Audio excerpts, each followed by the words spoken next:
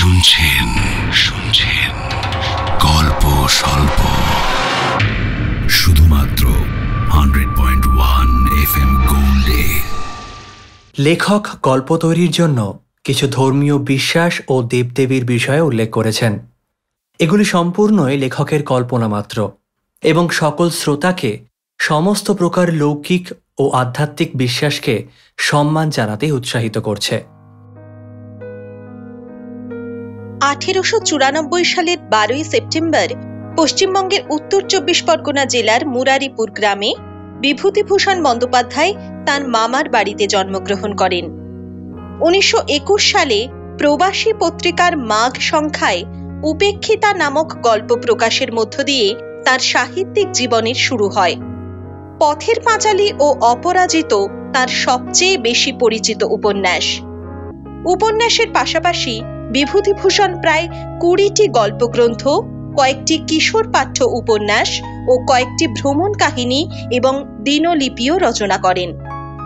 আজ গল্প স্বল্পে শুনবেন বিভূতিভূষণ বন্দ্যোপাধ্যায় রচিত রঙ্কিনী দেবীর খড়গ। গল্প পাঠে অর্ণব, সুদীপ্ত, অমরজিৎ, অরিজিৎ এবং গল্পের সূত্রধর রিয়া।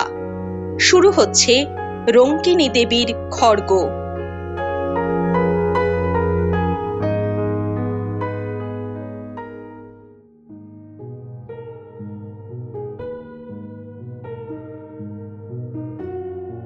জীবনে অনেক জিনিস ঘটে যার কোনো যুক্তিসঙ্গত কারণ খুঁজে পাওয়া যায় না। তাকে আমরা অতিপ্রাকৃত বা অলৌকিক বলে অভিহিত করি। জানি না, হয়তো খুঁজতে জানলে তাদেরও সহজ ও সম্পূর্ণ স্বাভাবিক কোনো কারণ খুঁজে বের করা যায়।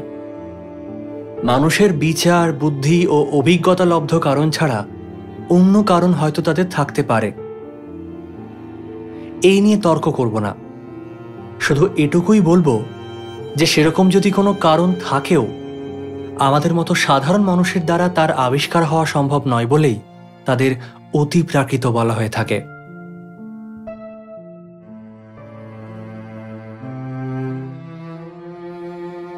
আমার জীবনে একবার এরকম একটা ঘটনা ঘটেছিল যার যুক্তিযুক্ত কারণ তখন বা আজ আমি খুঁজে পাইনি।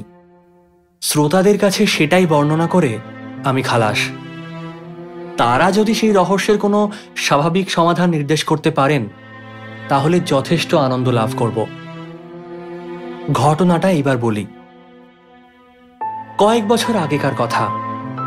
মানভূম জেলার চেরো নামক গ্রামের মাইনের স্কুলে তখন আমি মাস্টারি করি। চেরো গ্রামের প্রাকৃতিক দৃশ্য এতই সুন্দর যে এখানে কিছুদিন বসবাস করলে বাংলাদেশের একঘেয়ে সমতল ভূমির কোনো পল্লী আর চোখে ভালো লাগে না। একটি অনুচ্চ পাহাড়ের ঢালু সানুদেশ জুড়ে লম্বালম্বিভাবে সারা গ্রামের বাড়িগুলি অবস্থিত।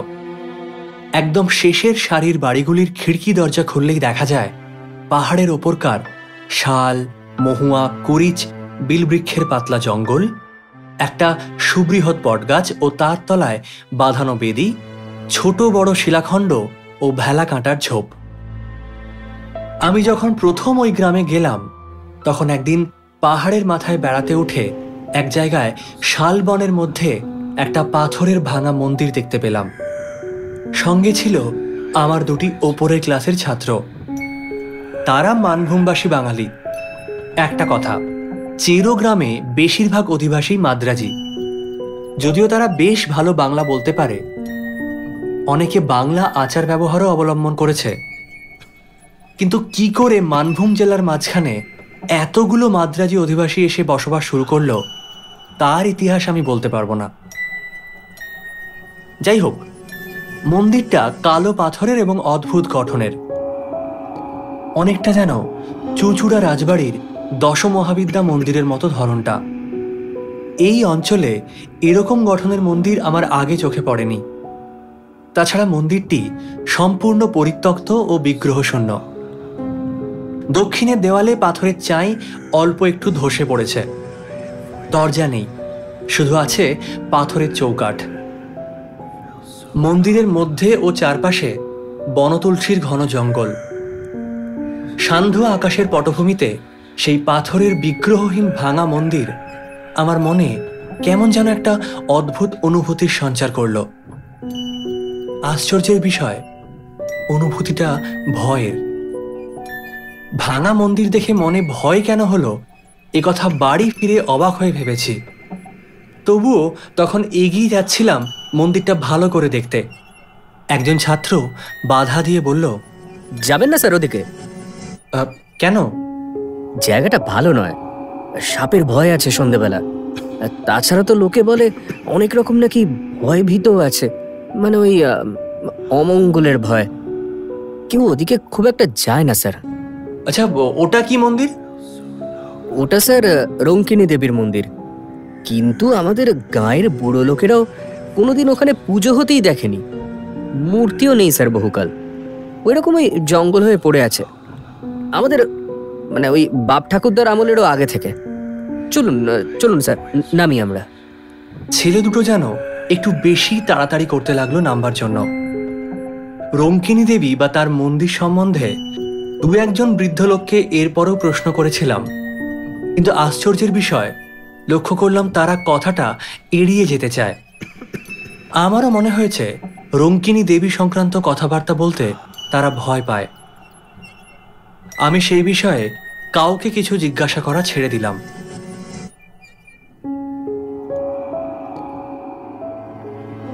বছর খানেক কেটে গেল। স্কুলে ছেলে কম, কাজকর্ম খুব হালকা। অবসর সময়ে এই গ্রামে ও গ্রামে বেড়াতে বেড়াতে এই অঞ্চলের প্রাচীন পট, পুঁথি, ঘট ইত্যাদি সংগ্রহ করতে লাগলাম। এই বাতিক আমার অনেক দিন থেকেই রয়েছে। নতুন জায়গায় এসে বাতিকটা যেন বেড়ে গেল। চেরো গ্রাম থেকে প্রায় মাইল ৫-৬ দূরে জয়চণ্ডী পাহাড়। এখানে খাড়া উঁচু একটা অদ্ভুত গঠনের পাহাড়ের মাথায় জয়চণ্ডী ঠাকুরের মন্দির আছে। পৌষ মাসে বড় মেলা বসে।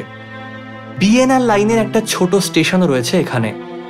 এই পাহাড়ের কাছে একটা ছোট্ট বস্তিতে কয়েক ঘর মানভূম প্রবাসী উড়িয়া ব্রাহ্মণের বাস। ওদের মধ্যে চন্দ্রমোহন পাণ্ডা নামে এক বৃদ্ধ ব্রাহ্মণের সঙ্গে আমার খুব আলাপ হয়ে গেল। তিনি বাঁকা বাঁকা মানভূমের বাংলায় আমার সঙ্গে অনেক রকমের গল্প করতেন। পট, পুঁথি, ঘট সংগ্রহের সময় আমি জয়চণ্ডীতলা গ্রামে চন্দ্রমোহন পাণ্ডার কাছে বসে তার মুখে এ দেশের গল্প শুনতাম। চন্দ্রপাণ্ডা আবার স্থানীয় ডাকঘরের পোস্টমাস্টারও।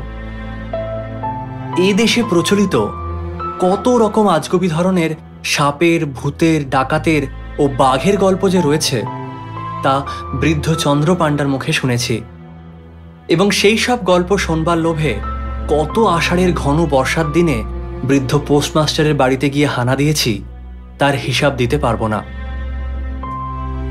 মানভূমের এইসব আরণ্য অঞ্চল সভ্য জগতের কেন্দ্র থেকে অনেকটা দূরে অবস্থিত। এখানকার জীবনযাত্রাও একটু স্বতন্ত্র ধরনের। যতই অদ্ভুত ধরনের গল্প হোক, জয়চণ্ডী পাহাড়ের ছায়ায় শালবন বেষ্টিত ছোট্ট গ্রামে বসে বৃদ্ধ চন্দ্রপাণ্ডার বাঁকা বাঁকা মানভূমের বাংলায় সেগুলি শোনবার সময় মনে হতো এদেশে এরকম ঘটবে তার বিচিত্র কি। কলকাতার বালিগঞ্জের কথা তো এটা নয়।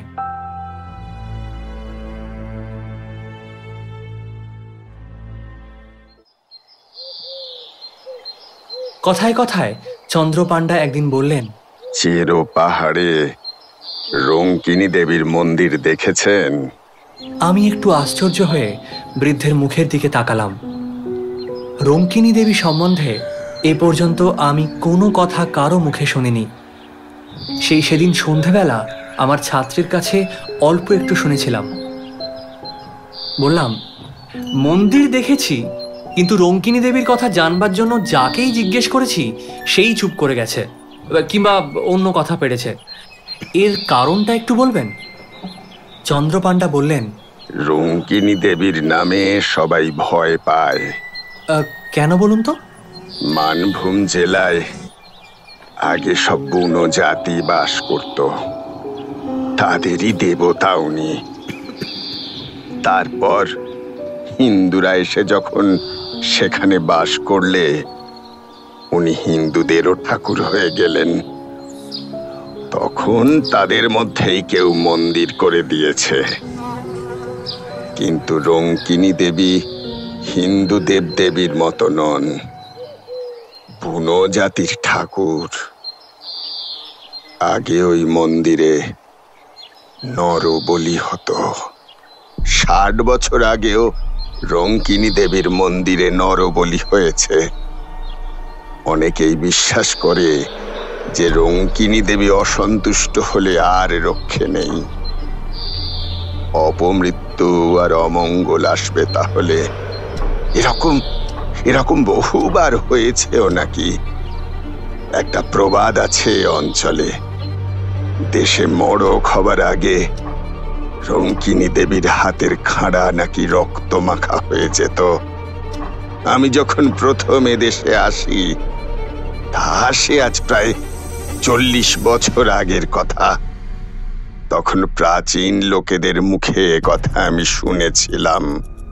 আচ্ছা, রঙ্কিনী দেবীর বিগ্রহ কি দেখেছিলেন মন্দিরে? না না না, আমি এসে পর্যন্ত ওই ভাঙা মন্দিরই দেখছি। এখান থেকে কারা বিগ্রহটা নিয়ে যায় অন্য কোনো দেশে? রঙ্কিনী দেবীর এসব কথা আমি শুনতাম ওই মন্দিরের সেবায়িত বংশের এক বৃদ্ধের মুখে। তার বাড়ি ছিল ওই চেরো গ্রামেই। আমি প্রথম যখন এদেশে আসি, তখন তার বাড়ি অনেকবার আমি গিয়েছি।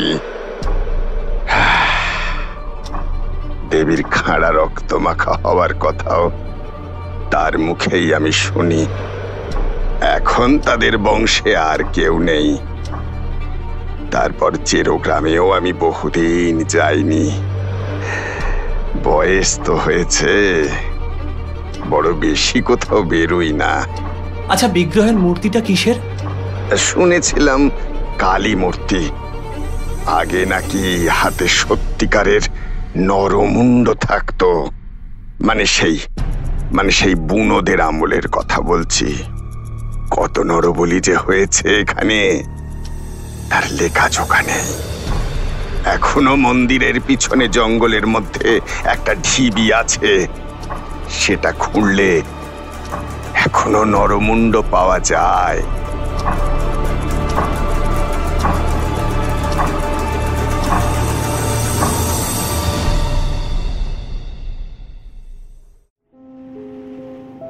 সাধে এই দেশের লোক ভয় পায়। এই গল্প শুনে সন্ধ্যার পরে জয়চণ্ডী তলা থেকে ফেরার পথে আমারই গা ছমছম করতে লাগলো। আরো বছর 2 সুখ দুঃখে কাটলো। জায়গাটা আমার এত ভালো লেগেছিল যে সেখানে হয়তো আরো অনেক দিন থেকে যেতাম। কিন্তু স্কুল নিয়ে বাঙালিদের সঙ্গে মাদ্রাজিদের ঝামেলা বাঁধল। মাদ্রাজিরা স্কুলের জন্য বেশি টাকা পয়সা দিত, তাই তারা দাবি করতে লাগলো যে স্কুলের কমিটিতে তাদের লোক বেশি থাকবে। ইংরেজির মাস্টার একজন মাদ্রাজি রাখতেই হবে। আমি ইংরেজি পড়াতাম। মাঝখান থেকে আমার চাকরি রাখা দায় হয়ে উঠল। এই সময় আমাদের দেশে একটা হাই স্কুল হয়েছিল। আগে তারা একবার আমাকে নিয়ে যেতে চেয়েছিল, কিন্তু ম্যালেরিয়ার ভয়ে যেতে চাইনি আমি। এখন বেগতিক বুঝে দেশে চিঠি লিখলাম। কিন্তু শেষ পর্যন্ত এসব কারণে চেরো গ্রামের মাস্টারই আমাকে ছাড়তে হয়নি। কিসের জন্য শেষ পর্যন্ত ছেড়ে দিলাম সে কথা পরে বলবো। এই সময় একদিন চন্দ্রপাণ্ডা চেরো গ্রামে কি একটা কাজের জন্য এলেন। আমি তাকে অনুরোধ করলাম আমার বাড়িতে এসে একটু চা খেতে হবে। তার গরুর গাড়ি সমেত তাকে গ্রেপ্তার করে আমার বাড়িতে নিয়ে এলাম। বৃদ্ধ এর আগে কখনো আমার বাসায় আসেননি। বাড়িতে ঢুকে চারিদিকে তাকিয়ে বিস্ময়ের সুরে বললেন, এই বাড়িতে থাকেন আপনি? বললাম, আগে হ্যাঁ, ছোট্ট গ্রাম তো, বাড়ি ঠিকমতো পাওয়া যায় না। আগে স্কুলের একটা ঘরে থাকতাম বটে, কিন্তু এই বছরখানেক হলো স্কুলের সেক্রেটারি রঘুনাথন এটা ঠিক করে দিয়েছেন। পুরনো আমলের পাথরের গাঁথনির বাড়ি। বেশ বড় বড় 3টে ঘর রয়েছে, আর একদিকে সরু যাতায়াতের বারান্দা। জবরদস্ত গড়ন, যেন খিলজিদের আমলের দুর্গ বা জেলখানা। হাজার ভূমিকম্পেও এই বাড়ির একটা চুনবালিও খসাতে পারবে না। বৃদ্ধ বসে বসে আবার বাড়িটার চারপাশে দেখতে লাগলেন। ভাবলাম বাড়িটার গড়ন হয়তো তার ভালো লেগেছে। বললাম, সেকালের গড়ন, খুব শক্তপোক্ত, আগাগোড়া পাথরের পুরোটা।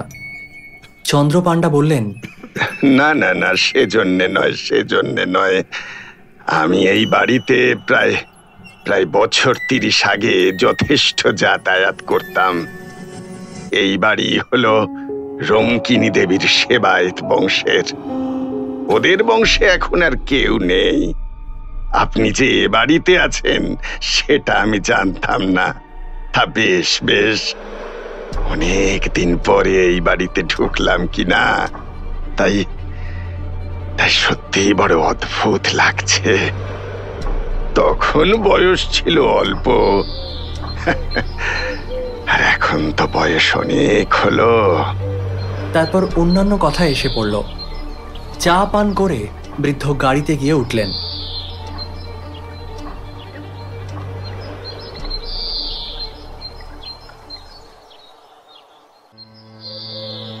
আরো বছরখানেক কেটেছে।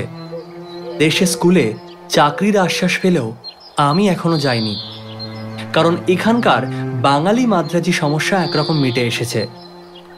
আপাতত আমার চাকরিটা বজায় থাকলো বলেই তো মনে হয়। চৈত্র মাসের শেষ। 5-6 ক্রোশ দূরবর্তী এক গ্রামে আমারই এক ছাত্রের বাড়িতে অন্নপূর্ণা পুজোর নিমন্ত্রণ রক্ষা করতে গিয়েছিলাম। এর মাঝে রবিবার পড়াতে শনিবার গরুর গাড়ি করে রওনা হয়। রবিবার ও সোমবার থেকে মঙ্গলবার দুপুরের দিকে বাসায় এসে পৌঁছলাম। বলা আবশ্যক, এই বাড়িতে আমি একাই থাকি। স্কুলের চাকর রাখহরি আমার জন্য খাবার রাঁধে। এই কদিন স্কুলের ছুটি ছিল, তাই রাখহরিকে আমি সঙ্গে করে নিয়ে গেছিলাম। বাইরের দরজার তালা খুলেই রাখহরি বলে উঠল, এ বাবু, কিসের রক্ত? দেখুন দেখুন দেখুন। প্রায় চমকে উঠলাম। তাই তো, বাইরের দরজায় চৌকাঠের ঠিক ভেতর থেকে রক্তের ধারা উঠোন পর্যন্ত বয়ে চলেছে। একটানা ধারা নয়, ফোঁটা ফোঁটা রক্তের একটা অবিচ্ছিন্ন সারি, একেবারে টাটকা রক্ত। এইমাত্র যেন কারো মুন্ডু কেটে নিয়ে যাওয়া হয়েছে। আমি তো অবাক, এটা কিসের রক্তের ধারা? আর বাড়িতেই বা কোত্থেকে এলো? আজ 2 দিন তো বাসা বন্ধ ছিল। বাড়ির ভেতরের উঠোনে রক্তের দাগ কোত্থেকে আসে? তার উপর এরকম সদ্য তাজা রক্ত। একবার অবশ্য কুকুর, বিড়াল ও ইঁদুরের কথা মনে পড়ল। এক্ষেত্রে সেটা মনে পড়াই স্বাভাবিক। চাকরকে বললাম, এই দেখ তো রক্তটা কোন দিকে যাচ্ছে, ওই বড় হুলো বিড়ালটার কাজ নয় তো? রক্তের ধারাটা গিয়েছে দেখা গেল সিঁড়ির নিচের চোরকুঠুরির দিকে। ছোট্ট একটা ঘর, ভীষণ অন্ধকার, এবং যত রাজ্যের ভাঙাচড়া পুরনো মালে ভর্তি বলে আমি কোনোদিন ওই চোরকুঠুরি খুলিনি। চোরকুঠুরির দরজা পার হয়ে বন্ধ ঘরের মধ্যে রক্তের ধারার গতি দেখে ব্যাপারটা কিচ্ছু বুঝতে পারলাম না। কতকাল ধরে ঘরটা বাইরে থেকে তালা বন্ধ। যদি বেড়ালের কাজই হয়, বেড়াল ঢোকার জন্য তো একটা ছোট জায়গা দরকার। চোরকুঠুরির তালা লোহার শিকেই চার দিয়ে খোলা হলো। আলো ঝেলে দেখা গেল ঘরটায় পুরনো ভাঙা তোবড়ানো টিনের বাক্স, পুরনো ছেঁড়া গদি, খাটের পায়া, মরিচা ধরা সড়কি, ভাঙা টিন, শাবল প্রভৃতি ঠাসা বোঝাই করা রয়েছে। ঘরের মেঝেতে সোজা রক্তের দাগ এক কোণের দিকে গিয়েছে।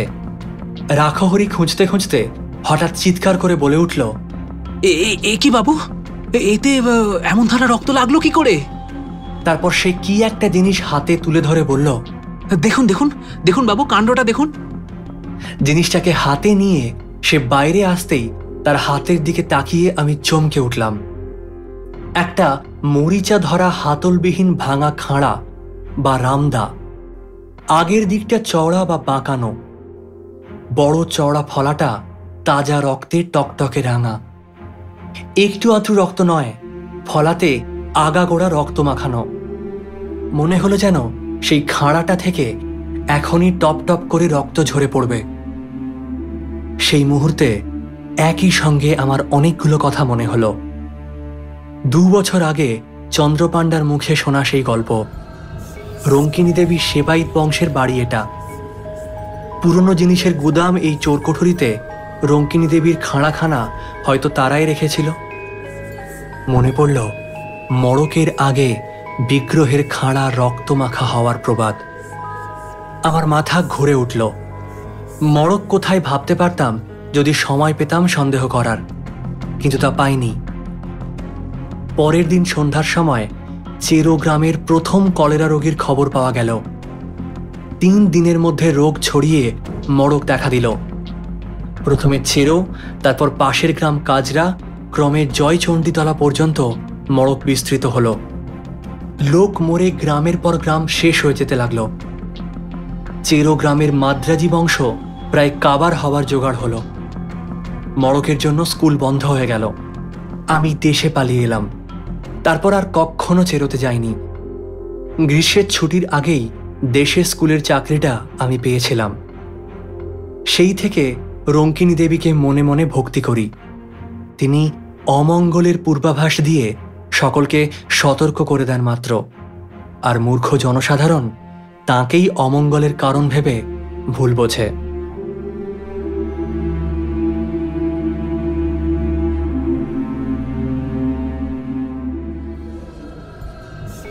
আজ গল্প স্বল্পে শুনলেন বিভূতিভূষণ বন্দ্যোপাধ্যায় রচিত রঙ্কিনী দেবীর খড়গ।